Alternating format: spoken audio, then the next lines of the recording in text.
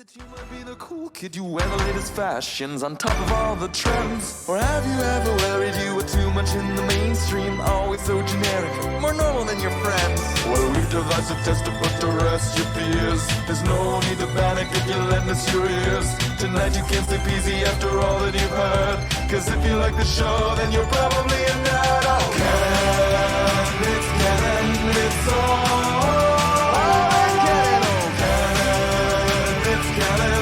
Tyler, Phil, and Boris.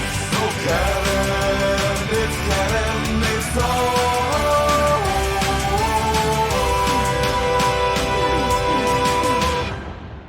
in Canon.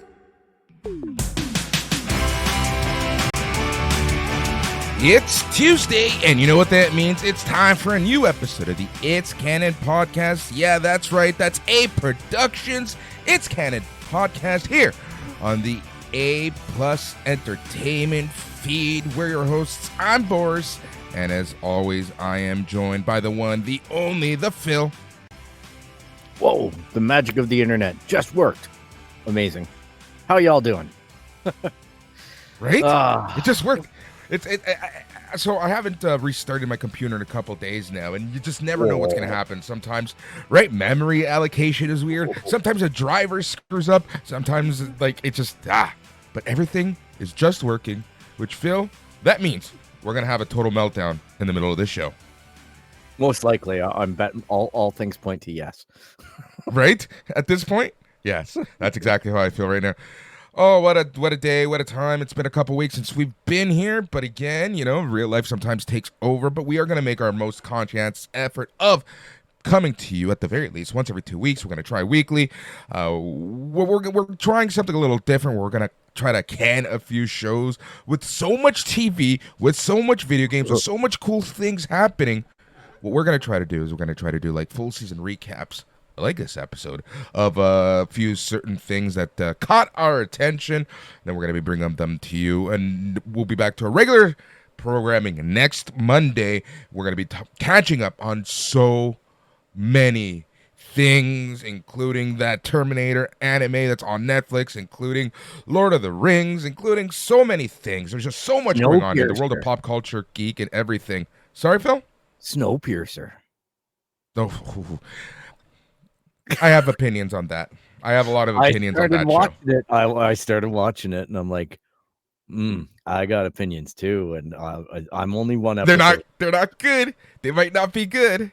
They might not be good. I'm worried about where it's going. I think it should just. I don't know how I feel about Snowpiercer right now, my friend. But we'll talk about that next week. We'll catch up on all things geek, all things comic, all things pop culture here on A Plus Productions, A Plus Entertainment's It's Canon Podcast. For those of you wondering, if you do go to itscanonpodcast.com, it actually just takes you to the A Plus Productions website. That's where we are. That's where we live. That's where we do our shit nowadays here on the It's Canon Podcast. So yeah, man. Phil, how's everything? I'm just thinking I haven't updated the show notes yet, so I forgot to tell you. Yeah, everything's good, man. I've just been like super overwhelmed with like what you were saying. Life happens, right? The intention is always there. I know we'll get back at it with a regularity because it's that time of year. It's like the start of the new school year.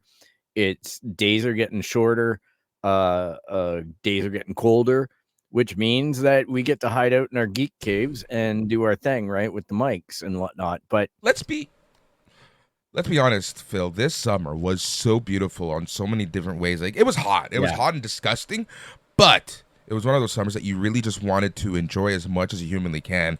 And I kind of feel like with just so much on the go in our personal lives, our parents, our grandparents, blah, blah, blah, blah, blah, and everything, siblings, you know, we've kind of wanted to enjoy that time. Yeah, you know, my away. Brother, he's been coming up just like yours. Yeah. And he's helped and rebuilt our deck, and then backyard has also become appealing to me because I bought one of those solo stove fire pits, just the desktop one. So I'm able to go out and I'm a guy that burns stuff now. Yeah, you are. I've noticed. Nice. There's nothing I like more than a good fire pit, man. Like, there's nothing, honestly, I love more than a group of friends around a Yeah. fire pit with a beer, just talking about life. Like, honestly, very Yeah. similar to this show. If we can honestly do this show around your fire pit every single week, I'd be the Yeah. happiest person alive. Yeah, it is feasible. Like now that I have internet that works over my whole area wirelessly, it's an interesting. Maybe next year we get to squeeze in a Yeah, campfire episode. Might be a thing to do. exactly.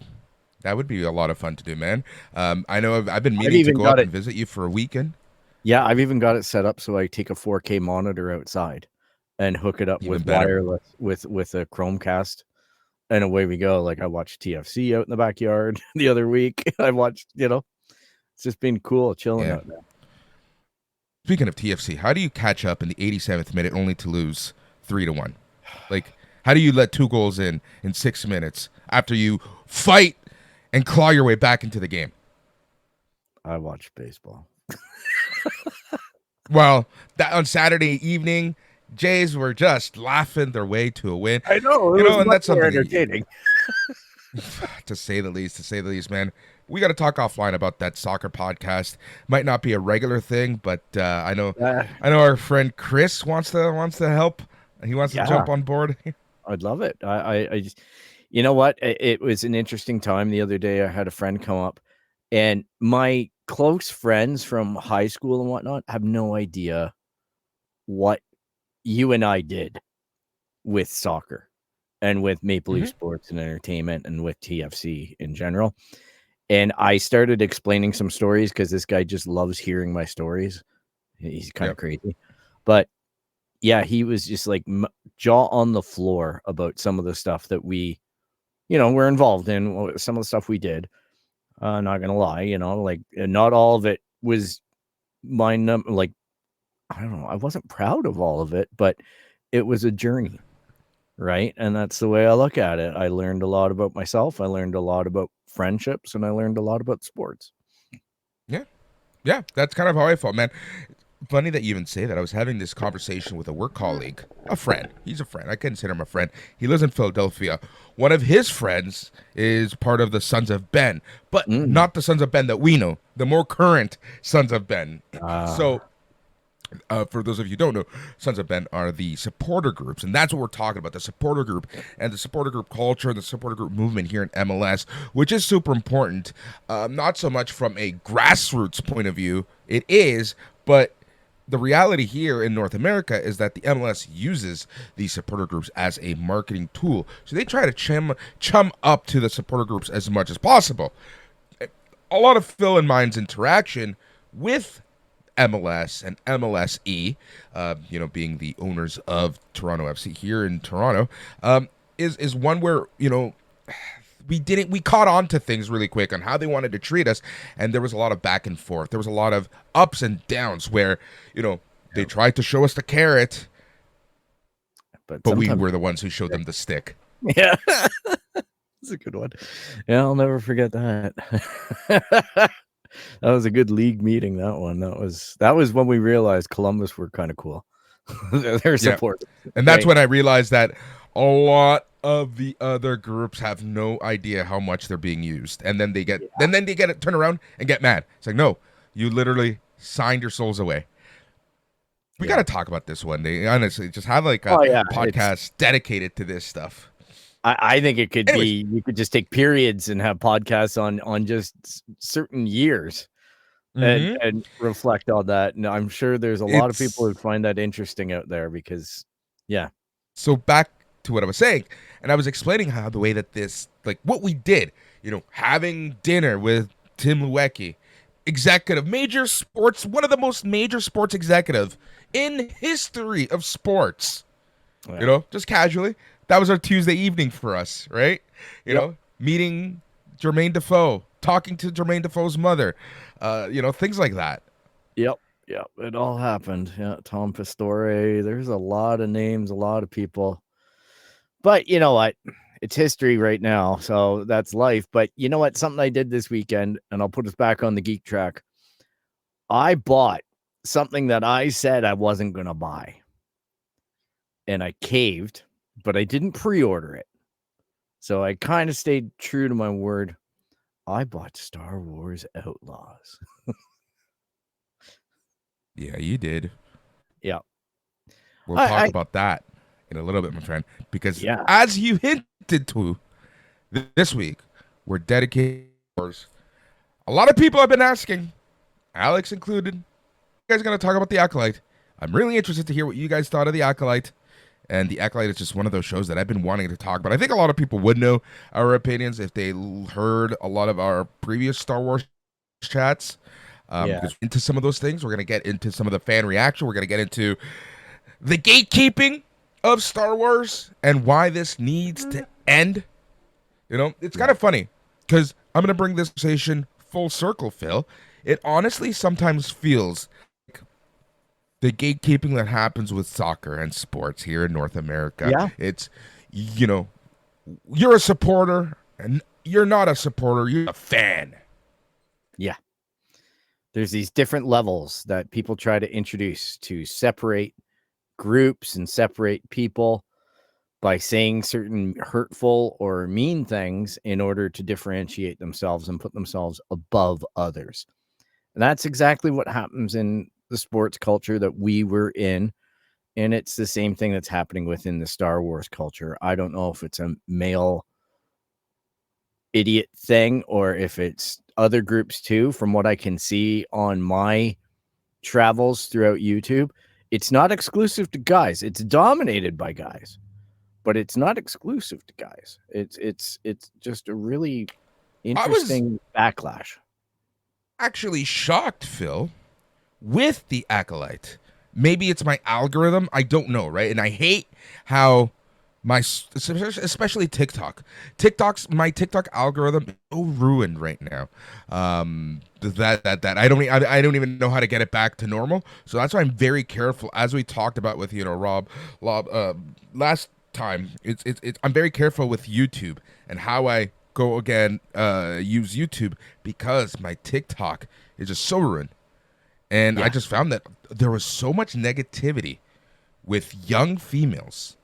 Yeah. And females in general and The Acolyte. It was very interesting. Like I don't know if it was more or less or if it was my algorithm. I also think that part of it is the algorithm's fault in terms of rewarding negative clicks. You know what I mean? Like rewarding the controversy and promoting the controversy as the clickbait versus someone saying, I really enjoyed this. You know what I mean? I know I'm not in the camp that I can say that everything The Acolyte did landed well with me. The show had its struggles. Fact of the matter is the show struggled, but I can't, to your point, I'm not ever going to say I'm disappointed they even attempted the show. I think it's a great thing to try and expand your audience with Star Wars. Because Star Wars is for everyone. I know it's corny, but it's true. And that means that you're allowed to pander to different audiences because guess what?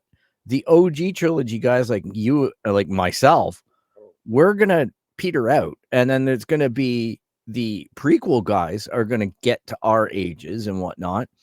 And then it's going to be the sequel saga that becomes big and dominant in Star Wars.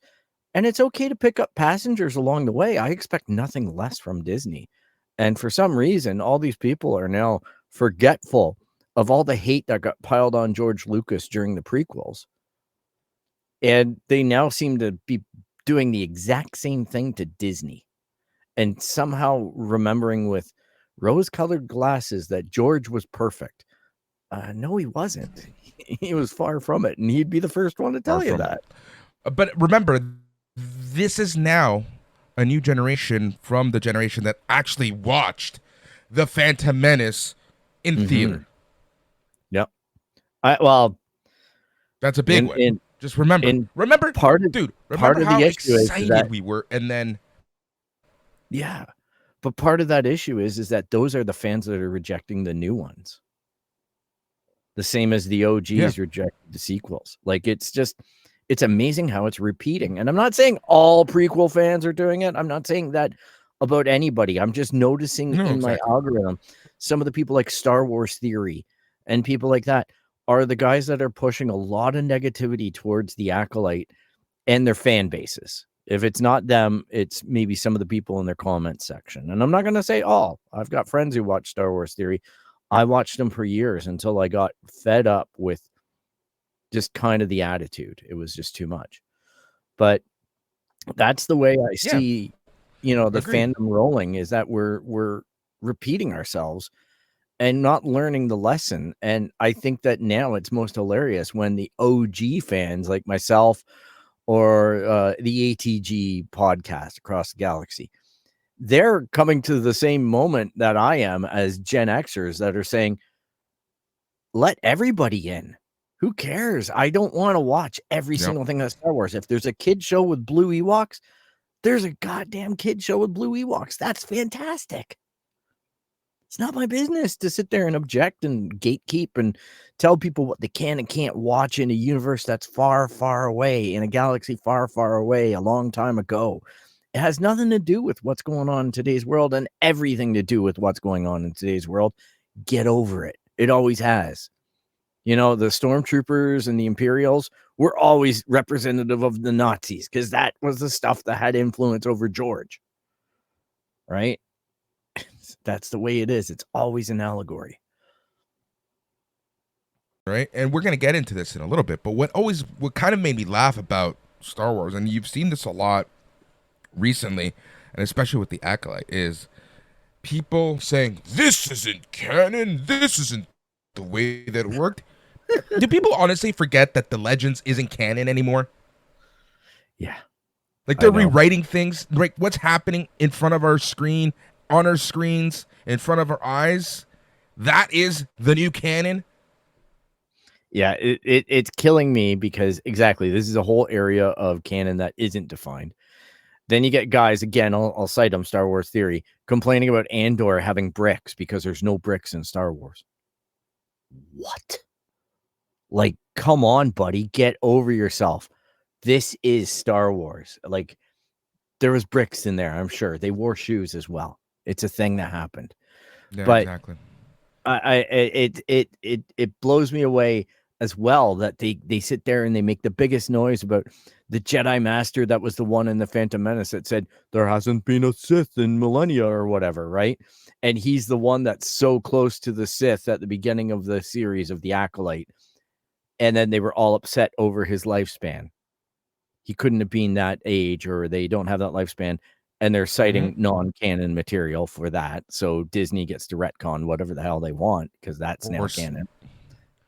And secondly, he never heard the word Sith or saw. Or certain... Yeah. Yeah. Like, it all makes sense from a certain point of view. The same way as Obi-Wan told Luke that Darth Vader killed his father. Yeah. Here's the thing.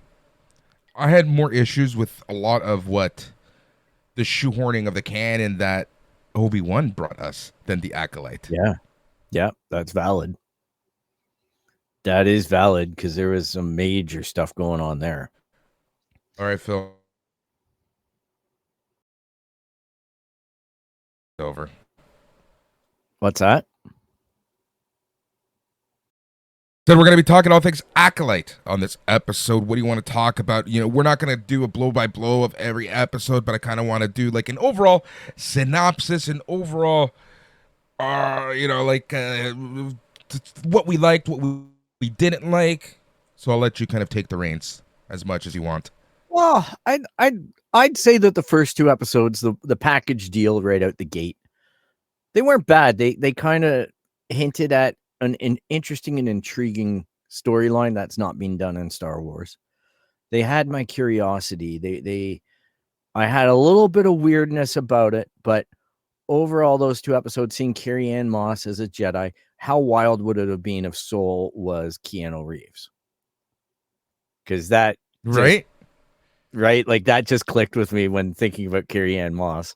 And just having the two of them reunite on a Star War. Like, oh my God. Like that would have just brought the house down in so many ways.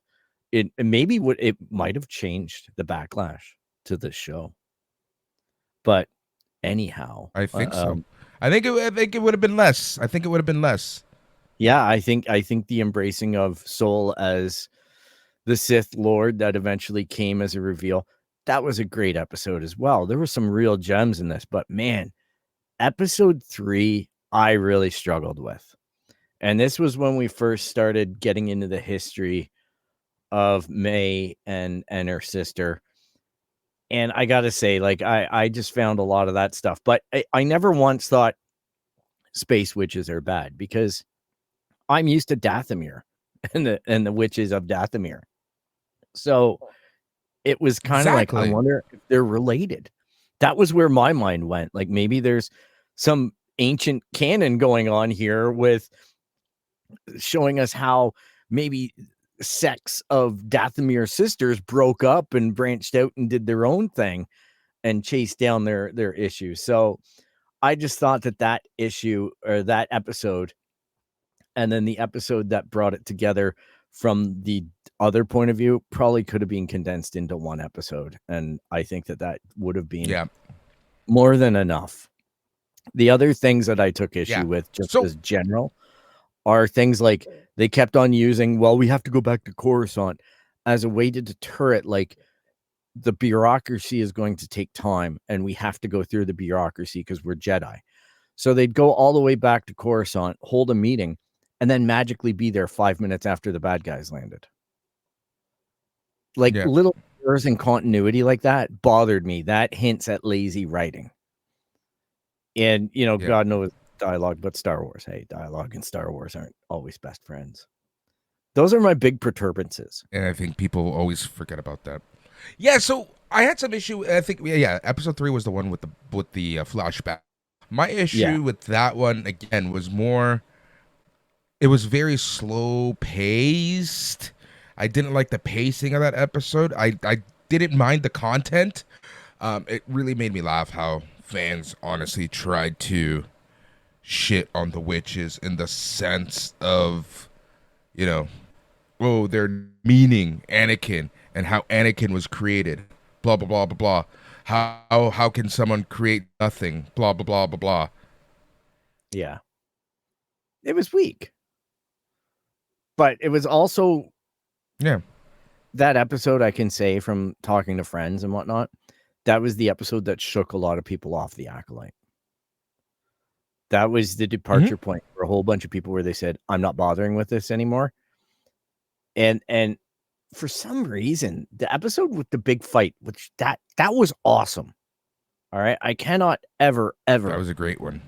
Yeah. Say a bad word about the choreography, because you could argue that Obi-Wan, Mandalorian, anything where there's been a lightsaber involved in the time that Disney's had a hold of Star Wars, aside from maybe Darth Vader at the end of Rogue One, but most lightsaber work has been a little bit lazy. All right. Maybe not in the movies, but in the TV shows, yes. And this, they put the time in and they got a gem of a fight scene. And I couldn't even believe that some fans were upset over that, episode. But there were some things also as well that bother me now I'm thinking about the show. And that was that sometimes the Jedi felt a little bit too easy to kill. But you can't. They did. Yeah. But it also marks, but Phil, here's the to justify it. This marks a turning point of the Jedi from being the all-encompassing, we control, we are law and order of the galaxy, to them showing their weaknesses. Like that, that's what that was my takeaway. And I kind of feel like that was the overarching takeaway from the first few episodes here. When as May's sister is taken out the Jedi, that effed her over, right? Like, it was, you guys are corrupt assholes, and this is it. Yeah. Yeah, and that plays perfectly. And I also feel like some of the and just remember, Phil, some of them willingly died. Yeah. And this plays exactly into the problem with the Jedi that George was exploring in the prequels, right? Like they got taken down because of their arrogance. And that's what Soul is telling May at the end of the Acolyte, is that the Sith is just a different approach to the same power. And it's not necessarily wrong. They tell you it's Mhm. wrong, but I went and I played around with it, and I gotta say, I'm more intrigued with this flavor than anything that they could ever show me otherwise. Right? So that was interesting to Yep. me. Because it knit very well together with It's like, what's being laid in Star Wars. If I know we're gonna be jumping a little bit, but my comment that I want to make right now is that little reveal at the very end of the show with who we saw lurking in the shadows, it's kind of funny that like this kind of spearheads the fall of the Jedi. Yeah, it's all interwoven. Their fuck right up there. with the yeah, like it's not a Darth- Skywalker saga, but it goes right into it. Yeah, and you know what? It may have canonized a Legends novel in Darth Plagueis. Like, you know what I mean? Like, there's so Mhm. much that happened in there because he was a Mun. It was undoubtedly the first time that I've seen a Mun, and I'm like, that's exactly how the guy wrote it in the book. Like, and I was just like, that was a better reveal than the little green man at the end for me. That one had me Yes. fireworks going off in my brain. And as well, I think that the guy Manny who played Soul, he did a fucking excuse my French, but he did a great job. He was just He did. on point. I couldn't believe how muscular and in shape he was. How, like apparently he had to learn that whole sequence. It took him like 3 months to do the lightsaber battle because he couldn't see anything out of the helmet. So he had to do it all from muscle memory. So I have a lot of respect for a lot of the performances put on. Yep. I do want we're talking about performances right now before we move to the second half for the series. Amanda Stenberg, I think she did an excellent job of playing both parts. I don't understand all she got. You know what I honestly feel? This is this generation's Ahsoka. This is this generation's Jar Jar Binks, where these characters and these actors are going to be legends in about 10 years. Yeah, I think that even Daisy Ridley and Rey experiences a lot of hate and feedback because of her portrayal in Star Wars, and she's just starting to get her head around it now. After taking some time away from it. Amanda did a fantastic job. And I think that it's really difficult to play two characters, and she pulled it off. It was believable enough. I'm a little bit annoyed with the cutting of the hair with the lightsaber. That's nothing on her. That was just a writing thing, but hey, what can you do? It has the air of desperation that is probably appropriate when I look back on it. I don't want to be a cranky man about it because I wasn't really cranky about it while watching it, but I was continually finding her performance to get better and better in each episode until the end where I could feel the turn. It was very much a cathartic moment, very reminiscent of the turning of Darth Vader and getting into those emotions and getting into that power that she holds with her connection to the Force. And I just thought all that was really poetic, like just a well done, fun twist on the story and a way to get fans in so that they can watch Anakin do it in the prequels and the movies that we watched and maybe be able to relate it to the Acolyte. Like, there's nothing wrong with using that ingredient, so to speak. Yep. That we're performances. Let's talk about Manny Jacinto as Khmer or the Stranger. I thought a fantastic job. I thought he portrayed, people say that he was cheesy, but this is a pissed off motherfucker who has a lot of vengeance. He's got the motivation of the dark side of and I think he did a great job of playing the two characters that he did. Well, he also got to remember, like, if he's got Plagueis in his life, keeping an eye on That's him, exactly it. Like, this guy is the same way that Palpatine was poisoning Anakin, right? It's it was a slow burn from what I could tell, and this guy was taking that slow burn and just running with it, like way more accelerated than I could imagine Anakin going, because he didn't have a love interest that was complicating things. So he could really meditate and go into that space. And then even Yeah. the lore about the helmet being like a deprivation chamber so that the Jedi couldn't get into his head and things like that. Bloody interesting stuff. And that stuff is in canon as the material. I forget the name of it now, but the material that is force resistant, and you can make things out of it, and the force doesn't have effects on it, or lightsabers, etc. So it's like Magneto's helmet. Yeah, like Magneto's helmet, exactly, and or Juggernaut's. I want to say something. Exactly. Is this, now that we're talking about him? Go ahead. I just want to say I've watched Deadpool 3. And I didn't go into a theater. There you go. Was this, do you think, going to be the beginning of the Knights of Ren? Possibly. It possibly could have been. But I also think that it's okay if it wasn't. If you know what I mean. Like, there's a certain point at which, with the fandom, you can explore your own things. Like, I'd rather have it not come back to everything's linked, in some ways. It was enough to just see Plagueis and Yoda. You know what I mean? Like, I'm just like, okay, we had 2 really good cameos there. We had the Jedi at the beginning. I really didn't need much more than that. It was just like, yeah, okay, you got Star Wars blueprints on you, but you got the fingerprint. But I just, go tell your own story. Go be in your own world. Make me excited to get New Republic novels or Old Republic or whatever we're calling it. You know what I mean? Like, make me excited to go read those books or those comics. Like, scratch something in my head that tells me, it was kind of fun seeing Ventress's weapon. It was kind of fun seeing Manny with the multiple lightsabers and, all that kind of stuff. Like, everything was interesting. And it wasn't just all like everybody's got a blue or a green one and away we go. There was some fun variations on it, and those things are canon. They've been in other books and things like that under Disney.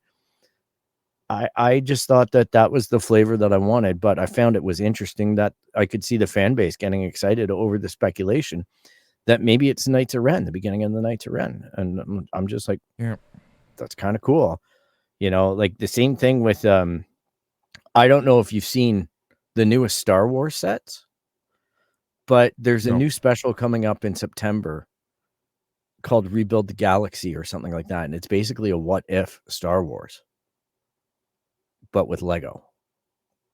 And the new set is the Dark Millennium Falcon with Jedi Darth Vader and the Lebowski, the dude, Luke, Darth Ray, and Darth Jar Jar. That's awesome. I heard about the Darth Jar Jar stuff. He was in the commercial as well for it. But this is something, I think it comes out at the end of September on Disney Plus. So the Millennium Falcon's like 230 Canadian dollars. And it's a full-size black Millennium Falcon. And then they also released a Jedi Bob Starfighter. Which Jedi Bob, that's awesome. An extremely obscure reference to an unnamed Jedi that they put in an early pack back in like 99 or 2000. And he just was an unaccredited Jedi, and he became Jedi Bob. Amazing. All right, let's jump back to the Acolyte. Let's talk about kind of like, we got the reveal of the Stranger. He's a villain. May is up, going up and down with all of her emotions. We get the backstory of the witches and the witches creating something from nothing. Let's talk about the second half of the show, Phil. Yeah, I think the second half held a lot for me. Like I've been talking about, I just think that lightsaber fight What was it? Episode 6 or 5? I think it was episode 5. 5. It Yeah, was 5, I 5. think. It was fantastic. It was a great gripping episode. My only complaint about the episodes, I wish they were a little bit longer. Yeah. You know, I'm always going to have that complaint about Star Wars, and I don't want filler Star Wars. I mean, tell a more compelling story in that time frame, because I think, like we've talked about, could have taken episode 3 and episode 7 or whatever it was and knitted them together and being able to go, oh, okay, yeah, here's a contextualized story now that I can go forward and choose who to root for. Yeah, you know what my issue was with those flashback episodes? That they happened after major reveals. They happened at a point that you were so interested in the story, and I really feel like they really took you back and like oh. So by the time they got back to the story, exactly, it lost its momentum. They lost your interest. That's what I honestly feel really hurt this show the most. Yeah, it would have been an editor's room gaffe right there. Like, that's a pacing and a storytelling issue, right? And I'm not trying to point But here's fingers. my issue. But Phil, no, but this is the thing. This is now a recurring issue in the Disney Star Wars shows for the most part. Book of Boba Fett, Mandalorian. Yep. Yeah. Mandalorian season 3.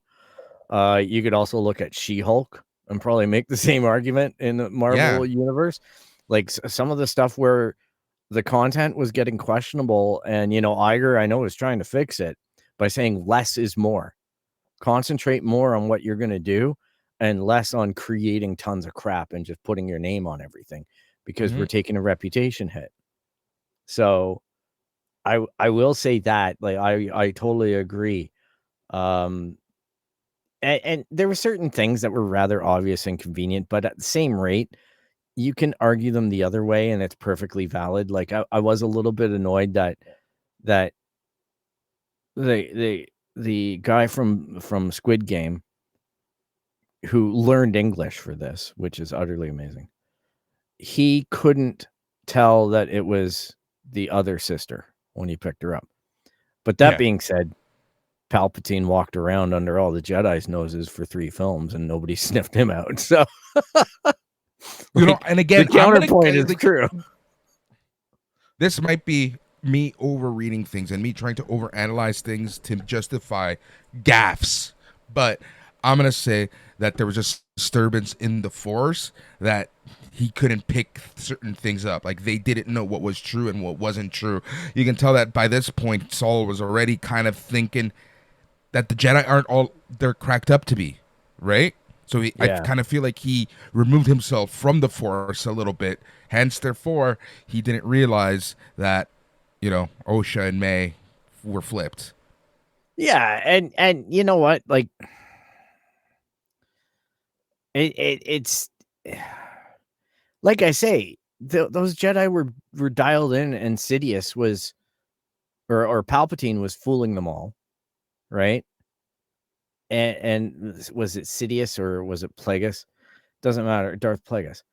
But Darth Plagueis is involved here too, right? You get the feeling that there was somebody in behind pulling strings now, that maybe it wasn't Annie. You know what I mean? Maybe it was someone else on a different level fooling the Jedi, or using the Force in a specific way to mask certain things. And that's where I'm like, if I don't know, I'm not going to complain about it. It's just, I hope they explain it somehow in a book or something, which is, for everybody who's upset over the fact that there's no season 2, which is unfortunate. We'll talk There's about probably that in going to be a second. comic book or a book about it. So, yeah. Let's talk about the rule of 2 in this show with the Sith. I always found that very interesting in this show, that, especially with the reveal of Darth Plagueis at the very end, and how the rule of 2 was and wasn't being followed all at the same time. Well, it gets into semantics, doesn't it? It's exactly. It's because we're using a word like the Acolyte now, right? And that's where it gets a little bit like, well, I want someone who thinks I'm cool and wants to learn stuff, but I'm not going to adopt you as my apprentice. We're going to use a different A word. We're going to call you an acolyte. You know what I mean? And the rule of 2 is never going to work, and that's the irony out of it. right? Like, look at Palpatine with what you call it, the former Jedi, the Count Dooku, Count Dooku. right? Yep. Yeah, because he's like, execute him, cut his head off. Like he's just sitting there like, yo, my new apprentice now. You don't even know it. And it's just like it's so mercurial. Like I'm like, it's almost like shit. they use an acolyte too, like as a pawn. Yeah, because he's already grooming Anakin, right? He's just like, hooks are all in on this guy, right? And he's just like, but Dooku, he's like, oh no, don't worry about Anakin. He's just a friend. Like, Yeah, like, exactly. Like, you are the new, but previous to you, I had Darth Maul, and he met an unfortunate accident. Oh well, I'll train you how to defend better. Yeah. The irony it's the of real, that. Yeah, it's kind of, but then you also have to remember, but that's in the Sith way, right? Yeah, that's the way the of the apprentice Sith, right? always murders the master, unless the master is murdering the apprentice. Right? It's hilarious. And I will say, I found out something really interesting, and this is like Star Wars squirrel here. But did you know that the move that Obi-Wan used to kill Darth Maul is the same move that Darth Maul used to kill Qui-Gon Jinn? That was specifically done in Rebels. So remember that fight, and it was just like 3 cuts and it was done. And it was just like, I didn't realize that it was the same move. So kudos to those guys for paying that much attention to it. I that goes a little bit overboard, but like I did enjoy second half Acolyte, especially the last episode was pretty good too. I know there's a lot of people that are complaining about the Crouching Tiger, Hidden Dragon mechanics of the fights, but damn, you need to do something new with Star Wars. You just can't always be running around in the backyard with your lightsabers. Like, you need. And remember, this is a previous era. This is different than what we're used to. Yep. And I thought that was refreshing. I loved, but I also like it with Star Wars Visions when they get different anime houses and things like that to interpret Star Wars. That's part of the fun, man. Is just. But no one complained. No, Ahsoka and the Mandalorian, right? Like, it's funny what the fandom complains about when it comes to the fighting. Well, I think Ahsoka, like, honestly, Ahsoka, I don't think landed well for a lot of people because it was a little bit too much fantasy, a little too convenient storytelling. I think some of that same weakness is in there for sure. It was literally a continuation of Rebels, and Rebels, I think people forget how convenient it was of a show. Yeah, well, Rebels was aimed at kids, right? Like, that's Disney what I mean. Kids Network, like, that's what I mean. Yeah, and just think of the last season of Rebels, man. I had episodes where I was full on tears, right? And just like when Kanan dies and things like that. So I do like it that the Acolyte was, doing something a little bit different. And, the fact that we know that maybe is a move that we saw the first time from Crouching Tiger, Hidden Dragon. But my God, it's probably been done a million times in, Asian cinema. So that was the first time we saw it. Yeah. Unless we were watching that stuff.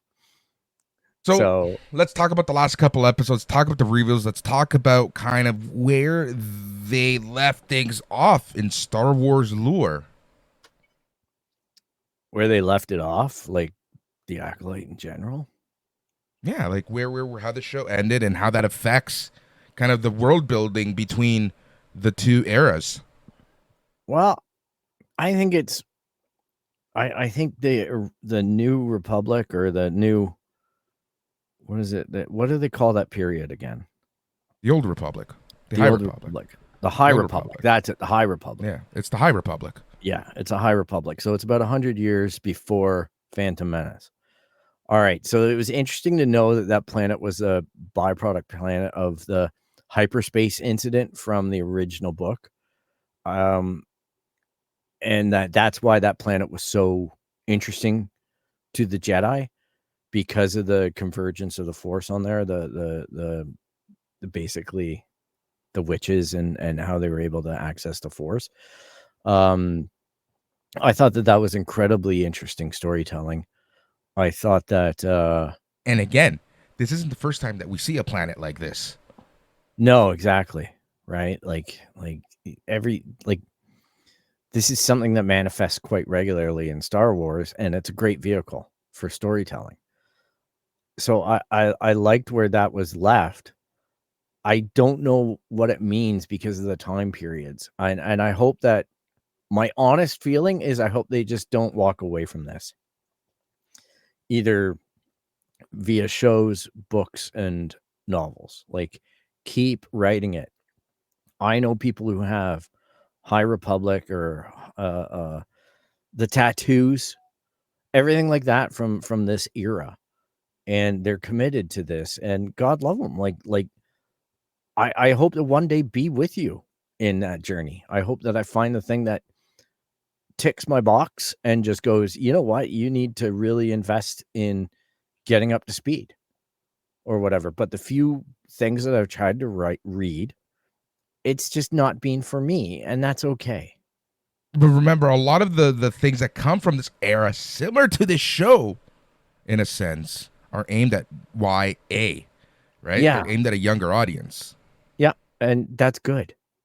Like, honest to goodness, I could see one of my friend's daughters, this being a show that she would really like. And I think that that's wonderful. I think that's just fantastic because of her sense and sensibilities, her proclivities, her overall demeanor. This would be something that would appeal to her. She enjoyed Age of Dark Crystal and things like that. Like, it's just, it hits that audience, and it knew where it was aiming. Yep. And, the reaction, screw these guys, these gatekeeper, prequel guys or whoever's doing it. It's like, I respect that you didn't like it, but, the fact that they're going around celebrating fail on people who do like it. Yeah. Like, just stay in your corner, stay in your lane, right? I don't go out there and try to pick fights about it. I just go, oh, you have a different viewpoint than me. That's great. But pretty much everyone dies in this show. Yep. I think the biggest major takeaways from this show is, like you mentioned, the appearance of Yoda, who, very interestingly enough, it just like, let's talk about Yoda. Let's talk about Yoda right now. They tell Yoda the story. They tell Yoda what's up. He's kind of curious, but and this again goes to show you just how stupid the Jedi Council was by the time that, the prequels happened, by the time the Phantom Menace happened. Like, they've been given so much evidence that there's something cooking behind their backs. Yep. And even Yoda falls victim to this. And how do you feel about Yoda kind of falling victim to this? Because in the prequels, he's like one of the few, him and Mace Windu were one of the few who were like, something's going on here. Yeah, but you have to remember, though, too, right? Palpatine fooled Yoda. Mm-hmm. All right, so Yoda became wise to it after the veil was nearly off, right? Like, Order 66 happened, and then he was just like, oh, shit, right? Like, the fucked Wookiees we are my are. friends. Yeah, fucked we are. The Wookiees are my friends. They will protect me, right? So I just look at it and I go, all right, so Yoda's there, and if I remember correctly, it's the green girl telling him something, right? Yeah, it was Raw, Vernestra Raw. Venestra. Something's rotten in Denmark with Venestra. That's all I'll say. I don't know what she's telling the little green dude that we all love, but it's probably going to be like, Master Yoda, I'm having an issue with Saul being a dick. You know what I mean? Like, I'm thinking that she's going to throw everybody to the wolves to protect her secret, because it's her secret that was the one that created this situation. What secret is that? Let's just spoil the beans on this one. I think it's important to understand that because you're coming to the point I'm trying to make. Well, you go for it. I'd love to hear it. I've Well, honestly, I have thoughts. I just think that it was all to do with the little storyline that they uncovered in that 8th episode with Ventress or whatever her name is. I say Ventress because I want to call her Ventress from Clone Wars, but yeah, Venistra. It's just there was so many things all the way through that show where she was the one that was like, "No, I don't want you to go look into this." And then, like when Saul gives her an argument that absolutely stands for it, then she goes, "Okay, be discreet." And then you know what I mean? Like she had red flags on her all the way through this thing. She was always the one to say, "You have to come back to Coruscant. We need to council meeting this. We need to brainstorm it, but we have to present it this way." Right? We're not allowed to go in there and start saying, "There's a freaking, dark Jedi or Sith running around here." And she's just like, "No, I just think May might be having a problem." And it's just discreetly take care of it. There's nothing to see here.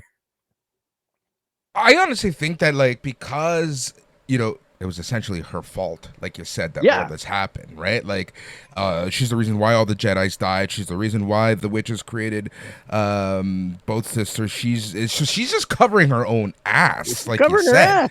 Yeah. Like that's literally it, right? Like she goes literally up against Saul at every turn because Saul is uncovering the truth of her fuck ups.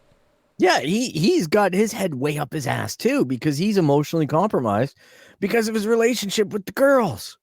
And right? it was her own apprentice who was the stranger, who was Kimri in this, right? Like so. Yep.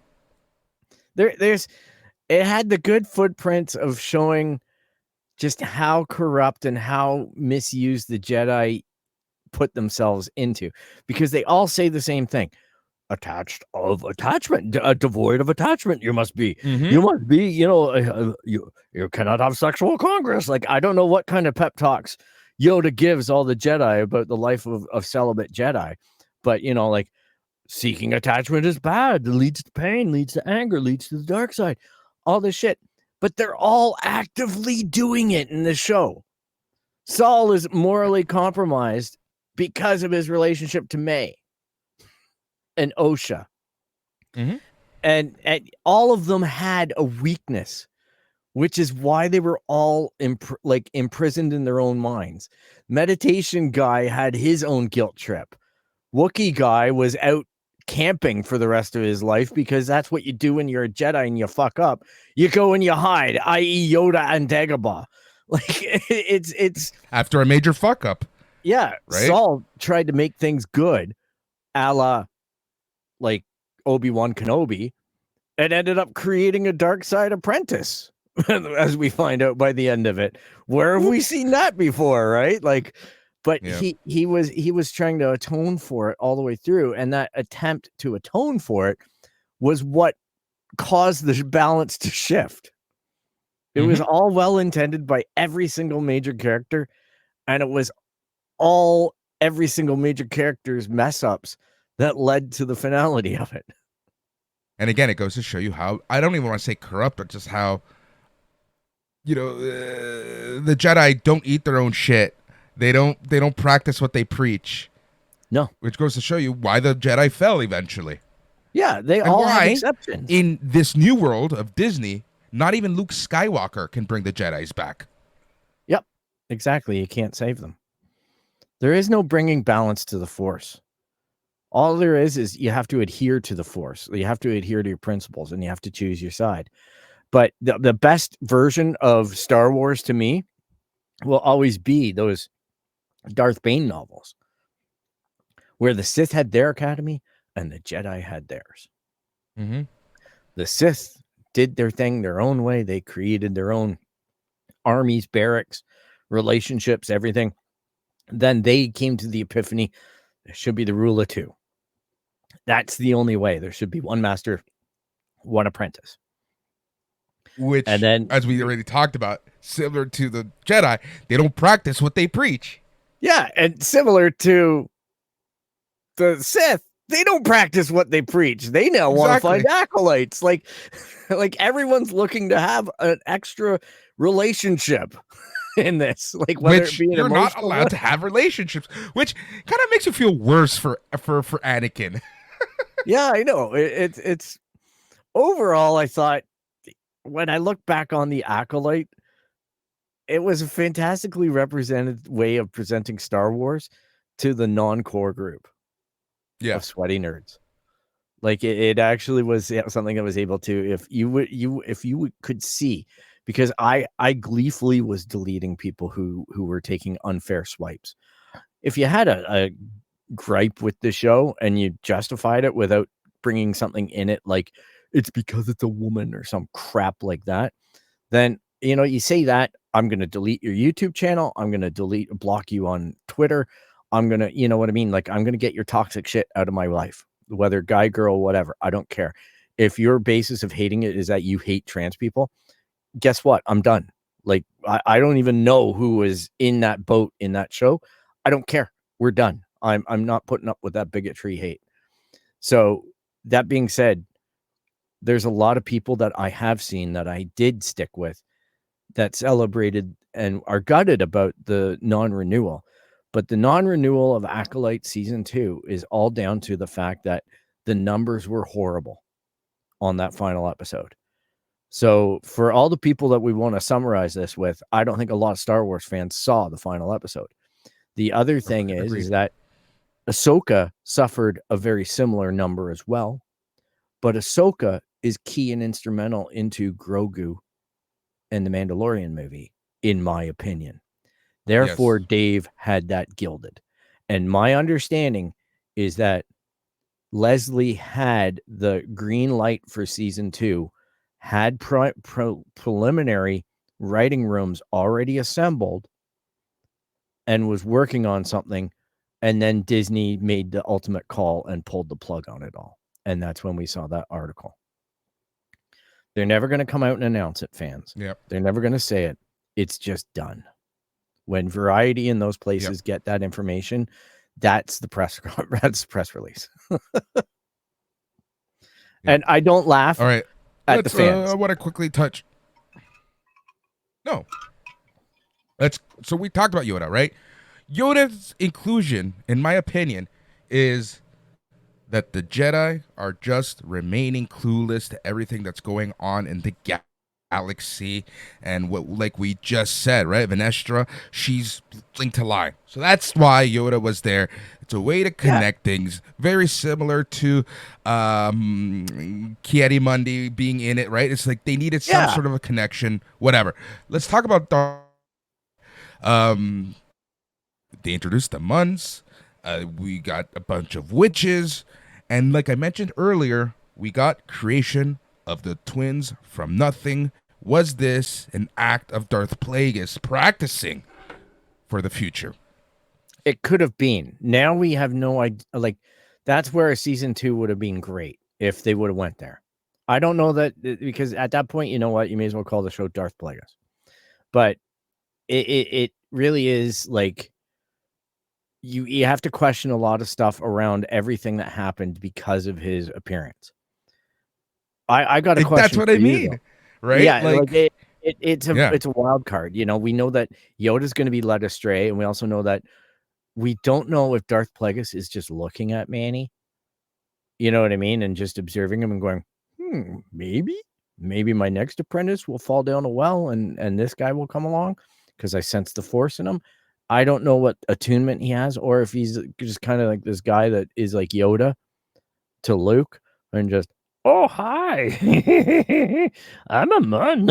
I don't know. Or he's the guy that's going, or just manipulating him from a distance or even firsthand and giving him lessons.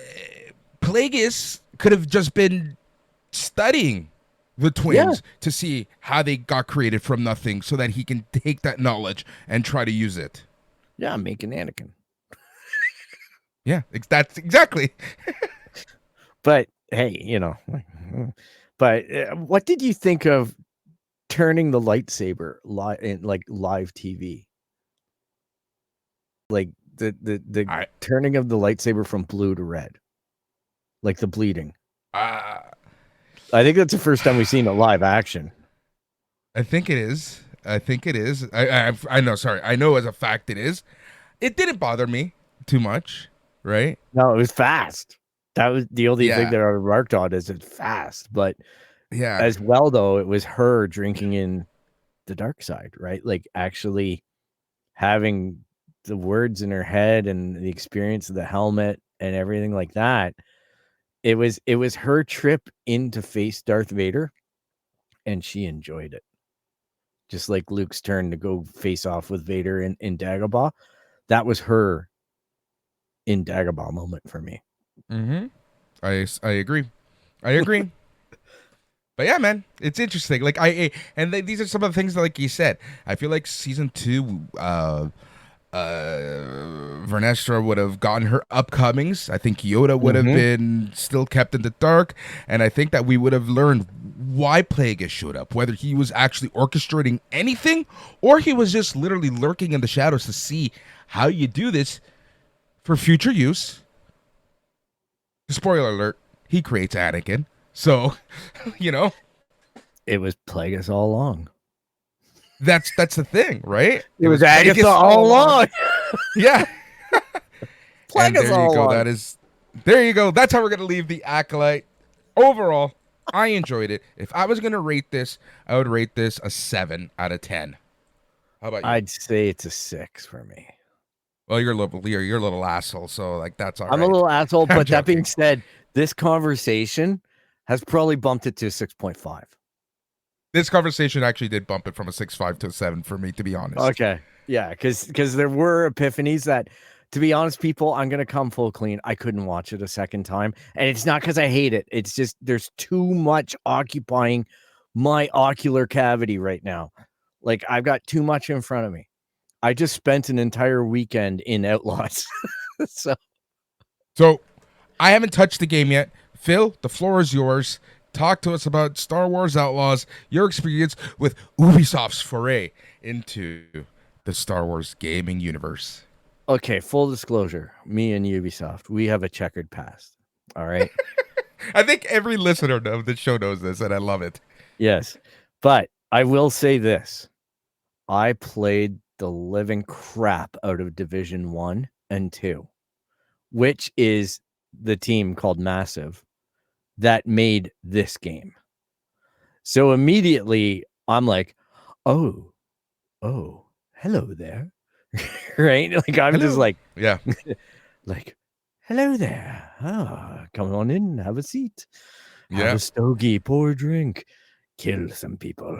So it was just kind of like, okay, I get it. Now, I will say this, like it's basically very slanted towards stealth-based tactics. I am not a good stealth-based player. I am a tank. All right. So I like to kill things and yell and make things blow up when I play video games. Yep. And Yep. this is making me sneak and do stuff. But I dumped it down to story mode because I like to enjoy the money I just spent. All right. yeah. I don't need to sit here for 2.5 hours figuring out how to ping some guy in the head. So I have my auto assist on. I have all that stuff enabled. I'm just looking to get a feel for, does it feel like Star Wars? And I got to say, after playing the opening bit for the past 2 hours, which took way longer than it should have, but playing that and playing a little bit into the game, riding around on a speeder bike, I haven't experienced the ship mechanics yet because that was like a cut scene when you get the ship. But overall, I gotta say, I'm happy with it so far. Okay. I think Nyx is a fantastic game mechanic, the little animal friend. I think that the character, if your complaint about the character is she's ugly, you can go wherever the hell you came from and just don't come back. She's just an average looking girl who's living the life of a scoundrel on that casino planet from Rise of Skywalker and the Last Jedi. Remember with the I think that animals, irked right? people right away, right? The gatekeepers were irked that we have to Yeah, remember about, the Return of the, or the, the Last middle one, Jedi. Last Yeah, Jedi. yeah. So honest to goodness, I actually thought that was really interesting because you get to see what the slums of that place are like, Hmm. and you get to see how they idolize the area with the casino and everything in it. But the people who live there, they don't live that life. That's the off-worlders come there. And It's there's like a lot of, Vegas. yeah, it's just like Vegas. So there's a lot of mechanics with building your reputation with the different like syndicates. So I'm just starting to get into that aspect of the gameplay where I'm going to need to start to find the syndicates and decide if I want to work with them or work against them, build up my reputation with them, get the perks. Or, building your reputation with one might come at the cost of another syndicate. So Hmm. there's a lot of different mechanics in that. So far, I'm impressed. I think that there's a thoughtful game there. I am a little bit frustrated with. I'm glad I didn't pre-order it because number one, the minimum pre-order to get 3 days early access, which this is why I get mad at companies like Ubisoft because that's a shitbag thing to do. 143.99 Canadian. That is a ridiculous amount of money. And then they didn't do it with the Xbox version, but they did it with PlayStation 5 and the PC. Some PlayStation 5 and some PCs. They sent an email out on Friday telling people that there's a game bug that's going to cause you to crash. And to fix it, you have to upgrade to this patch and that start the entire game over. So Yep. functionally, $143.99 plus tax would have gotten me the benefit of being a beta tester. Yep. Test your games, Ubisoft. Don't do that crap. If you're not ready for early access, then don't do it. Learn a You would page think that, from Cyberpunk. yeah, you would think that Disney would step in and say, "Look, don't piss off our customers." Yeah. Well, I don't know how many of the customers there are. Like the negativity surrounding this game. There is a little I bit of know. a positive vibe that's starting to emerge, but man, it's the fan base and myself. I'm in that fan base. We get so drowned by the constant negativity that I'm almost afraid to speak up sometimes. No, I get you, man. Something you haven't touched on, and something that I saw on TikTok a lot. I spend a lot of time on TikTok because, like I say, that's where a lot of pop culture happens nowadays, right? That's where I kind of get the feel of and the general consensus of certain audiences for certain Fair. things. What I want to talk about is the graphics. The graphics have been getting a shit ton of negative reviews. People are saying, "Oh, this is no better than a mobile game." What do you think about the graphics? And does that I matter? I think they're fine. I honestly, I look at the landscapes. I look at the flowing grass. If you're going to tell me to be excited about Ghost of Tsushima, which is an absolutely beautiful game, 100% beautiful game, I'm just as impressed with this. It's just like playing, to me, Valhalla or any of the other recent Assassin's Creed games. It's got the same fidelity. Massive did a great job, in my opinion, because the Division was always a highly detailed environment. Glitches happen, but that's open world, right? Like I haven't had anything crazy happen. I think Nyx once did a jump up and down that was like a glitch. Okay. Like I've played I've played Cyberpunk 2077. I've seen glitches, let me tell you. And Yeah, we know it was glitches, we know it's and you played glitches. that early. Yeah. So I'm just like, you know what? I'll cut it some slack, some real slack here. I think it's only going to get better. And I don't think that there's anything wrong. There's some draw in and pop in issues in really large environments. My biggest complaint about the game would be the one that I've seen other people mention. And that is that the stealth mechanics are crap. You can take somebody down and not alert someone else that it's in full plain sight. It's Honestly, just man, there's only area of one effect. game there's one game and only one game that Metal does Gear. stealth right. That's Gear. Metal Gear. Yeah. Period. Your line of sight and that other guy doesn't react until you're within the sphere and things like that. And it's all well marked. And I love the mechanic of it is part of the stealth thing.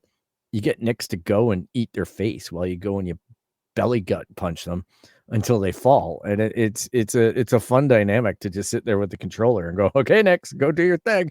And then just go up and just sucker punch a guy. But I am finding that, okay, there's really no diversity of weapons. You can pick up any weapon, but it's like the weapons are made out of butter. The minute you do anything else, you drop that weapon. Yeah. So your functional only weapon is your pistol, unless you're just really in a firefight and somebody drops like a good rifle. And the combat on the bikes is a little bit stupid. The AI just keeps on circling around. You get off your bike and you just shoot them, and they don't know what to do. So there are some polishes that I no doubt will get fixed. It's early days, and I know Ubisoft will tinker, but at least it's not. What was the one? There was one Assassin's Creed, the one in the French Revolution that was just completely garbage. Unity? Syndicate. Was it Unity? Syndicate. Yeah. Syndicate was like, you could go to the dollar store and buy Syndicate on CD because the game didn't work. Yeah. It's $3 at the dollar store, and I paid like full price for that. And I'm like, those marks are still there. Yeah, exactly.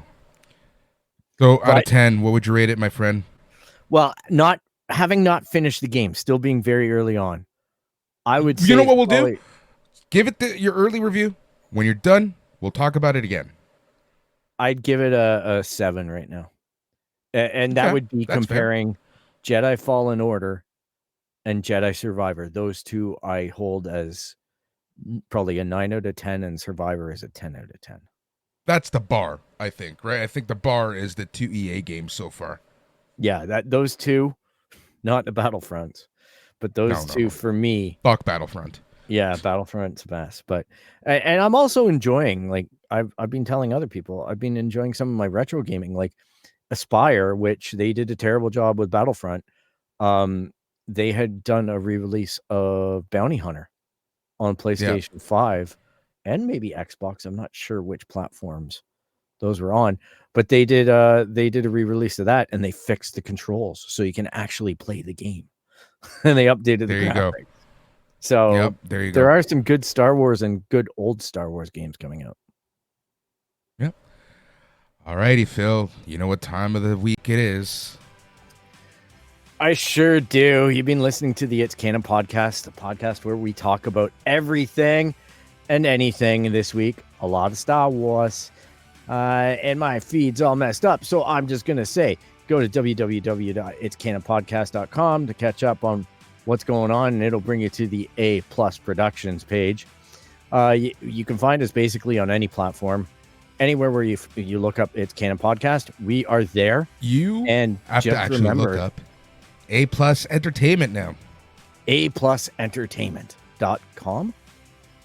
Yep. Excellent. A+productions.com. All your podcasting feeds, look for A+ Entertainment. That's where we are there. Because A+ Productions split up into A+ Wrestling, where you get all your wrestling, A+ Sports, where you get all your sports, and A+ Entertainment, where you get all your pop culture and geek needs. There we go. And remember, you can find us on YouTube at It's Canon Podcast. Yep, you can still find us on It's Canon Podcast. Yep. So thank you so much for joining us, and be sure to tell a friend. You want to talk about Star Wars this week? Tell them we're here. Exactly. Thank you so much for that, Phil. We'll get it together. We'll get our shit together. Next, we're going to be talking all things comic words. We're going to use it kind of as a catch-up week. We're going to talk about what we watched and did throughout the summer. Man, we're going to be having a great time doing that here on A+ Productions. It's CanonPodcast.com. He's Phil. I'm Boris. Until next time, stay tranquilo.